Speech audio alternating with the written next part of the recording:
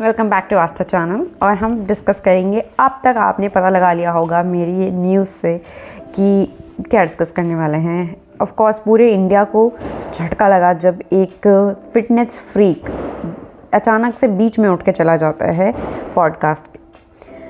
तो जब आप देखेंगे वो वीडियो भी, तो पॉडकास्ट में सबको अजीब सा अनकंफर्टेबल फील होता है जब अचानक से वो डिसाइड करते हैं उठ के जाने का। और पूरे इंडिया को अब यकीन हो चुका है। शुरू में लोगों को लगा या कुछ कंट्रोवर्सी भी क्रिएट हुई कि आखिर अचानक से क्यों छोड़ के जा रहे हैं। इनफैक्ट बीच में उन्हें थोड़ा सा डिस्कम्फर्ट महसूस हुआ और उन्होंने बोला कि he is going to wear the mask, और उन्होंने N95 जो मास्क है वो लगाया।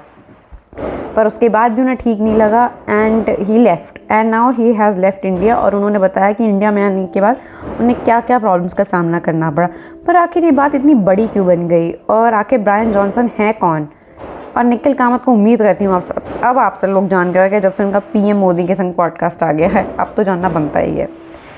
तो ब्रायन जॉनसन है एक फ़िटनेस फ्रीक, और एक ऐसे फ़िटनेस फ्रीक जो नॉर्मल फिटनेस में नहीं आता है।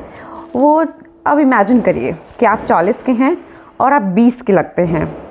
कोई आपको देख के पहचान ही नहीं सकता अगर आप 20 साल के लोगों के संग खड़े हो जाएं कि आप 20 साल के। इनफैक्ट आपका भागना दौड़ना सारा जो आपका हार्ट है, लंग्स हैं, आपके जो सेल्स हैं वो 20 साल के हो चुके हैं। हाँ, आपका बायोलॉजिकल एज और आपकी रियल एज जो हो सकती है अलग। बायोलॉजिकल जिसे क्रोनोलॉजिकल एज भी कह सकते हैं हम, कि वैसे तो आपकी उम्र 45 या 46 है, पर आपका दिल अभी जवान है और आपका शरीर भी अभी जवान है। इस चीज़ को पाने के लिए वो एक्सटेंसिव हाइट्स तक चले गए हैं, और वो चाहते हैं, जो उनका गोल है, उनका पर्पस है कि वो 18 ईयर्स तक चले जाएं, मतलब 18 ईयर्स की उनकी बायोलॉजिकल बॉडी हो जाए। अभी वो 5 साल पीछे जा चुके हैं जो अपनी क्रोनोलॉजिकल एज है, और उन्हें शुरू में उन्होंने कहा कि उन्होंने ऐसे ही शुरू की थी ये चीज़, लेकिन अब उन्हें लगता है कि बहुत इंपॉर्टेंट है फिटनेस और वो वापस नहीं जा सकते। और इनफैक्ट अब वो ये से रिसर्च की तरह ले रहे हैं और लगातार अपने आप को मॉनिटर करते हैं कि आखिर क्या क्या जो हाइट्स हैं या पोटेंशियल है बॉडी रीच कर सकती है। और उन्हें अब अपनी बहुत फिट भी महसूस होता है, उनका कहना था। उनके इस प्रोजेक्ट का नाम है प्रोजेक्ट ब्लूप्रिंट, और वो चाहते हैं सिर्फ इससे उन्हें ही फ़ायदा नहीं मिले, और जिस हाइट तक या जो भी इस बायोलॉजिकल उनकी जो फाइंडिंग्स है, इससे भी रिसर्च में कुछ भी पता लगता है तो वो आगे भी यूज़ किया जाए। अब वो एक दिन में 100 से भी ज़्यादा पिल्स ग्रास्प करते हैं। उनकी सुबह इसी से होती है कि वो पिल्स लेते हैं, और इसमें वो सिर्फ केमिकल पिल्स ही नहीं बल्कि आयुर्वेदिक सप्लीमेंट्स भी ले रहे हैं, जैसे कि ashwagandha, omega 3 fatty acids, melatonin. तो ये कुछ चीज़ें हैं, कुछ अच्छी स्लीप के लिए, अच्छी हेल्थ के लिए, अच्छी मेमोरी के लिए, जितनी भी चीज़ें अच्छा करने के लिए होती हैं और जो रिसर्च बेस्ड, प्रूफ बेस्ड हैं, वो अपने पास रखते हैं। और उनके पास एक पूरी एक्सपर्ट्स की टीम है जो उन्हें लगातार देखती रहती है और नई सजेशंस देती रहती है और उन्हें मॉनिटर करते रहते हैं लगातार। और वो अपनी हर एक चीज़ की फाइंडिंग्स जो है वो मतलब साइंटिफिक प्रूफ्स के साथ मॉनिटर पे रजिस्टर करते हैं, ताकि कोई भी उसके ऊपर सवाल ना उठा सके और उन्हें भी विद प्रूफ पता है कि इससे ये फ़ायदे होते हैं।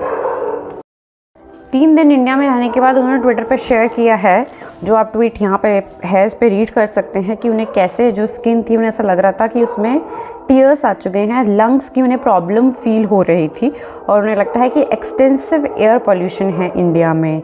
और ये बात झुठलाई नहीं जा सकती क्योंकि हम इस सबसे पीड़ित हैं। अगर हमारी बॉडी ने या हमने टॉलरेंस डेवलप कर लिया है तो इसका मतलब ये नहीं हो जाता कि ये ख़राब नहीं है, क्योंकि इससे अभी भी प्रॉब्लम्स क्रिएट हो रही हैं। अरे ये तो ऐसे ही, ये जो गोरे लोग हैं इनका टॉलरेंस लेवल ही अच्छा नहीं होता है, और हम लोग जो हैं India is not for beginners, ये कहने से पहले आप अगर आंकड़ा देखेंगे तो आपको शायद हैरानी होगी कि इंडिया बिगनर्स के लिए, इंडियंस के लिए भी नहीं है। क्योंकि 2024 में और 2023 में, इनफैक्ट पीछे के ईयर्स में जाएंगे तो भी आंकड़ा सेम ही रहेगा कि ब्रीदिंग से ज़्यादा लोगों की डेथ हुई है कंपैरेटिवली स्मोकिंग से। ऐसे लोगों को भी लंग कैंसर देखने को मिला है जिन्होंने कभी स्मोक नहीं किया है, और ऐसा इसीलिए हो रहा है क्योंकि पर्टिकुलेट मैटर जो है तुम्हारे लंग्स में आराम से घुस सकता है। क्योंकि पर्टिकुलेट मैटर 2.5 PM 2.5 एक ऐसा टाइप का पार्टिकल होते हैं जो बहुत छोटे होते हैं और हमारी नॉस्ट्रल से भी घुस जाते हैं और फिर आपके ब्लड स्ट्रीम में भी मिल जाते हैं। आपको सिर्फ इससे नॉर्मल प्रॉब्लम्स ही नहीं, हाई लेवल प्रॉब्लम्स भी हो सकती हैं, हार्ट अटैक, लंग कैंसर, आई इरिटेशन तो एक नॉर्मल प्रॉब्लम है ही, जो इससे काफ़ी ज़्यादा हो सकती है, ब्रेन में प्रॉब्लम्स तक हो सकती हैं आपके। अब एयर पोल्यूशन में इतनी सारी प्रॉब्लम्स होती हैं, पर जो AQI है ये सब एक नाटक है। मैंने तो इनफैक्ट टीचर्स प्रोफेसर से भी ये लाइन सुनी है एक बार। लेकिन AQI एक सच में एक बहुत बड़ा प्रॉब्लम है। और हमारा देख लेते हैं कि सिर्फ हमारा इंडिया इतना ख़राब क्यों है और ग्लोबल लेवल पे क्या हाल है। ग्लोबल लेवल पे कंपेयर करेंगे, चाइना का भी एयर पोल्यूशन काफ़ी ख़राब है, लेकिन चाइना ने अपनी जो कैपिटल सिटी है और बीजिंग में अच्छा खासा कंट्रोल कर लिया है। तो उनका जो इस वक्त AQI वहाँ का चल रहा है वो लेस देन 100 ही रहता है। इंडिया का AQI की लिस्ट में आपके सामने है। और इसके बाद आता है यूरोप से, अगर हम कंपेयर करते हैं हम कहीं स्टैंड नहीं करते। और USA का भी 51 to 100 है। ये तो ठीक है, लेकिन अब एयर पोल्यूशन होता कैसे है? एयर पोल्यूशन होता है मेनली आपके व्हीकल से। आप क्या कर सकते हैं लेकिन इस एयर पोल्यूशन के लिए, क्योंकि मुझे लगता है कि एयर पोल्यूशन को रिमूव करने के लिए टॉप डाउन से ज़्यादा बॉटम अप अप्रोच लगाई जाए तो अच्छा रहेगा। टॉप डाउन और बॉटम अप्रोच होती क्या है? टॉप डाउन मतलब ऊपर से सरकार आपके ऊपर ये प्रतिबंध लगाएगी कि आपको ये करना है, ये नहीं होगा। और इवन का जैसे फॉर्मूला आया था दिल्ली में, तो ये सब अच्छी चीज़ें हैं, लेकिन उससे बेहतर होगा कि अगर हम बॉटम में हम लोग आते हैं ना, तो ग्रास रूट लेवल जिसे और कहते हैं, कि हम लोग जो है ऊपर तक इस बात को ले जाएं और हम लोग चेंजेस लाएं। तो अगर हम चेंजेस लाएंगे तो शायद बेहतर रिजल्ट्स देखने को मिला, क्योंकि एक इंडिविजुअल, एक कम्युनिटी बना के हम जब चेंजेस लाएंगे, क्योंकि हमें नहीं पता कि प्रॉपर सरकार कब कल को इसके ऊपर ध्यान देगी या कभी देगी भी या नहीं, या सिर्फ पॉलिटिक्स पे ध्यान देगी, और कभी इस बारे में क्या साइंटिफिकली क्या चीज़ें निकल के आ सकती हैं, मुझे तो ये भी नहीं पता। कभी कभी डाउट होता है कि कहीं से सरकार को कोई फ़ायदा तो नहीं है, क्योंकि जितनी एयर पोल्यूशन उतने ज़्यादा पेशेंट्स तो पैसा, क्योंकि सरकार के पास भी तो टैक्स का पैसा जाता है। अब ये एक मेरी कंट्रोवर्शियल थ्योरी है, अब ये कितनी सच है कितनी नहीं है ये मुझे नहीं पता। कुछ मेजर कारण जो एयर पोल्यूशन के होते हैं वो है कि पोल्यूशन सबसे पहले तो व्हीकल्स से जो आता है, उसके बाद है जो डस्ट क्रिएट होता है कंस्ट्रक्शन से, उससे भी बहुत ज़्यादा जो है पोल्यूशन आता है। और एग्रीकल्चर स्टबल बर्निंग से भी बहुत ज़्यादा जो है काफ़ी ज़्यादा पोल्यूशन इनफैक्ट फैलता है।